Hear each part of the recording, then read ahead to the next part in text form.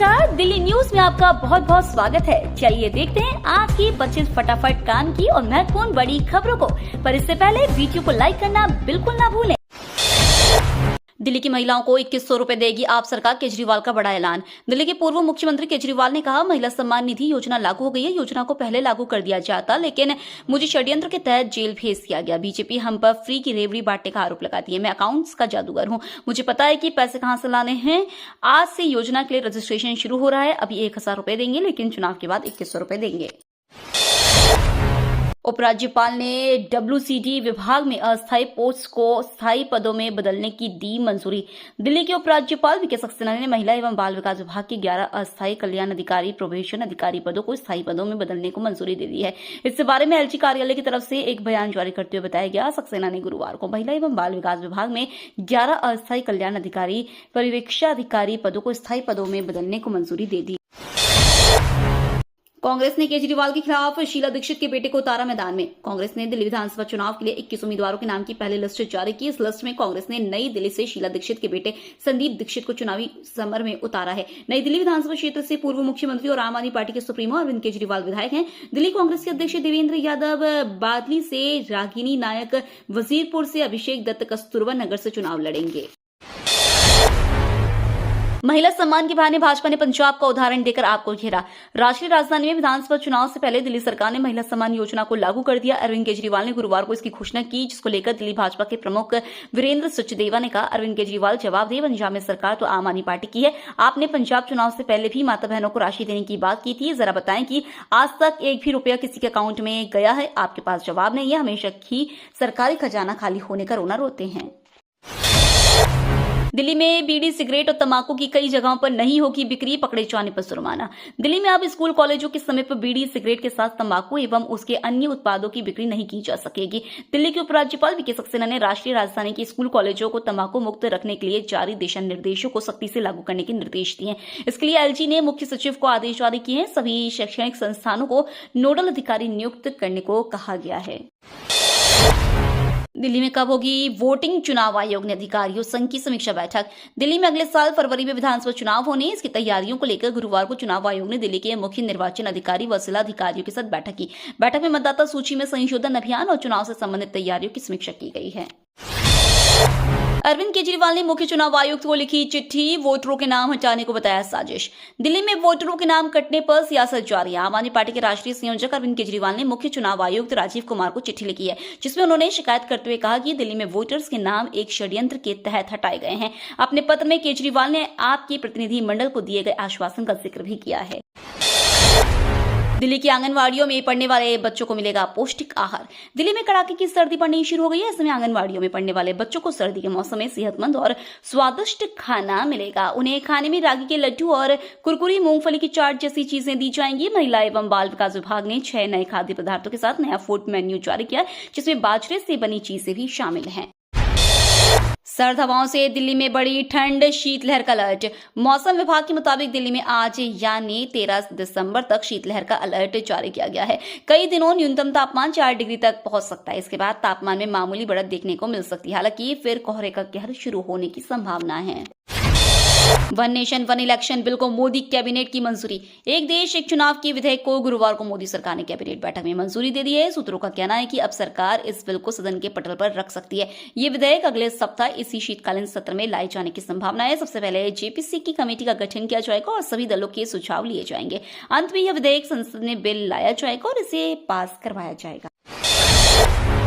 Al Qaeda module की जांच के लिए दिल्ली पुलिस को हाईकोर्ट से मिली मोहलत। दिल्ली हाईकोर्ट ने गुरुवार को अलकायदा झारखंड मॉड्यूल मामले में जांच की अवधि बढ़ाने की दिल्ली पुलिस की अर्जी मंजूर कर ली। अदालत ने जांच पूरी करने की दिल्ली पुलिस को और 90 दिनों की मोहलत दी है। मामले की जांच दिल्ली पुलिस की स्पेशल सेल कर रही है। जस्टिस प्रतिभा एम सिंह और जस्टिस अमित शर्मा की खंडपीठ ने जांच पूरी करने के लिए 90 दिन का समय मांगने वाली दिल्ली पुलिस की याचिका मंजूर कर ली है। केंद्रीय मंत्री रिजिजू के खिलाफ विशेषाधिकार हनन का प्रस्ताव पेश। तृणमूल कांग्रेस की राज्यसभा सांसद सागरिका घोष ने गुरुवार को संसदीय कार्य मंत्री किरण रिजिजू के खिलाफ विशेषाधिकार हनन प्रस्ताव पेश किया। उच्च सदन में विपक्षी नेताओं के खिलाफ कथित अपमानजनक टिप्पणी करने के मामले में यह विशेषाधिकार प्रस्ताव लाया गया है। मीडिया रिपोर्ट्स के अनुसार इस विशेषाधिकार प्रस्ताव को 60 विपक्षी नेताओं का समर्थन मिला है और कई विपक्षी सांसदों ने इस प्रस्ताव पर हस्ताक्षर किए हैं। दिल्ली में बिगड़ती कानून व्यवस्था से नरेला में 500 पूर्व सैनिकों की तैनाती का आदेश। भारी दिल्ली खासकर नरेला में बिगड़ती कानून व्यवस्था पर बढ़ती चिंताओं को लेकर दिल्ली के उपराज्यपाल वीके सक्सेना ने इलाके में सुरक्षा बढ़ाने और बुनियादी ढांचे में सुधार के लिए कई उपाय शुरू किए। इन उपायों में नरेला की डीडीए सोसाइटियों में 24 घंटे सुरक्षा प्रदान करने के लिए सुरक्षा बलों की तैनाती की बात कही गई है। राज्यपाल ने इन सोसाइटियों के लिए 500 पूर्व सैनिकों की तैनाती की बात कही है। तैनात होने वाले ये पूर्व सैनिक पुलिस बल के साथ मिलकर काम करेंगे। लॉरेंस गैंग के सदस्य ने गुरुग्राम बम विस्फोट के लिए जिम्मेदारी। लॉरेंस बिश्नोई गैंग के एक मेंबर रोहित गोदारा ने सोशल मीडिया पोस्ट में गुरुग्राम बम धमाके की जिम्मेदारी ली है। यह धमाका मंगलवार को सेक्टर 29 के एक क्लब के बाहर हुआ था। इस घटना ने क्लब चलाने वालों और कर्मचारियों को हिलाकर रख दिया था। इससे शहर के एंटरटेनमेंट सेंटर में लोगों की सुरक्षा को लेकर चिंताएं भी बढ़ गई हैं, क्योंकि पोस्ट में इस धमाके को ट्रेलर बताते हुए और भी धमाकों को अंजाम देने की चेतावनी दी गई है। पोस्ट में इन धमाकों के पीछे की वजह भी बताई गई है। अतुल सुभाष सुसाइड केस को लेकर स्वाति मालीवाल का कर्नाटक के मुख्यमंत्री को पत्र। बेंगलुरु में सामने आए अतुल सुभाष आत्महत्या मामले ने पूरे देश को झंझोर कर रख दिया है। उनकी कहानी जानकर हर कोई हैरान और परेशान हो रहा है। उधर राज्यसभा सांसद व दिल्ली महिला आयोग की पूर्व अध्यक्ष स्वाति मालीवाल ने भी इस मुद्दे पर मृतक अतुल सुभाष के साथ सहानुभूति दिखाई है। इस मामले को लेकर उन्होंने कर्नाटक के मुख्यमंत्री सिद्धरामैया को एक पत्र लिखकर अतुल सुभाष के लिए न्याय की मांग की है। अपने पत्र में मालीवाल ने दुख की इस घड़ी में उनके परिवार के लिए मुआवजा और कानूनी सहायता की मांग की है।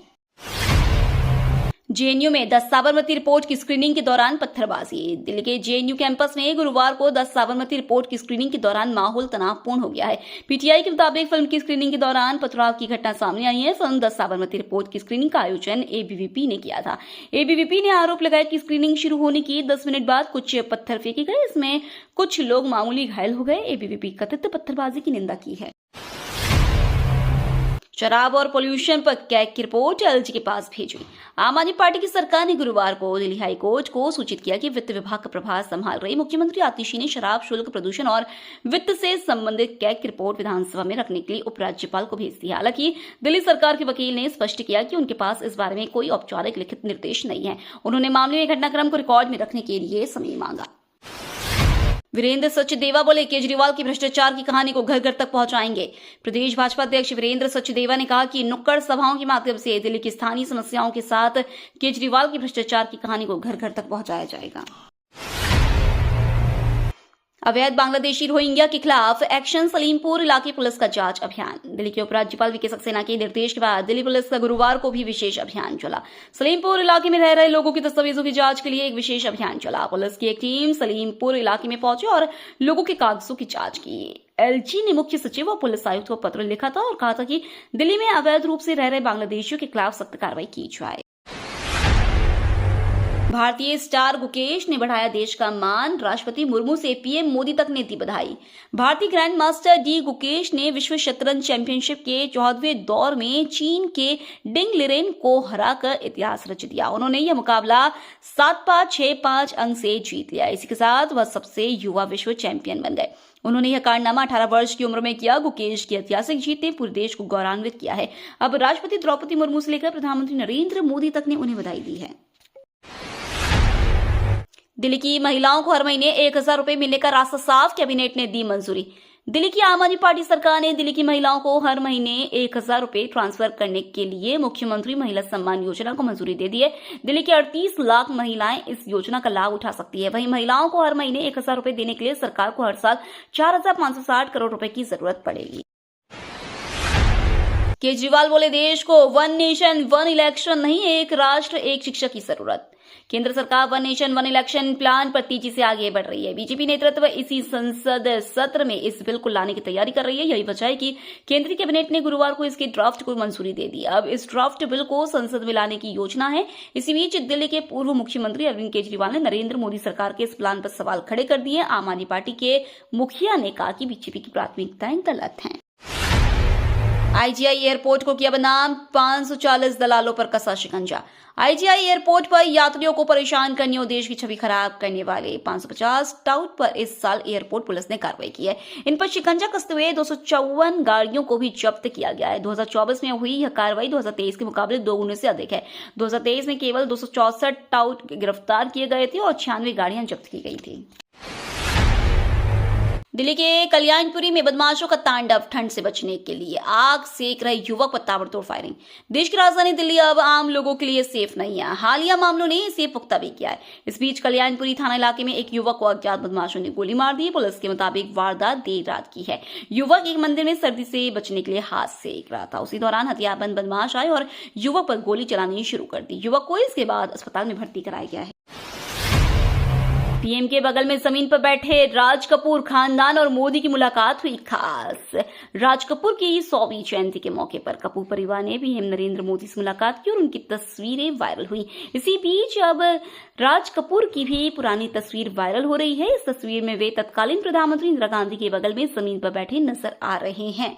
ये तो थी आज की बड़ी खबरें। रोजाना ऐसी सबसे पहले अपडेट पाने के लिए चैनल को सब्सक्राइब करना बिल्कुल ना भूलें। धन्यवाद।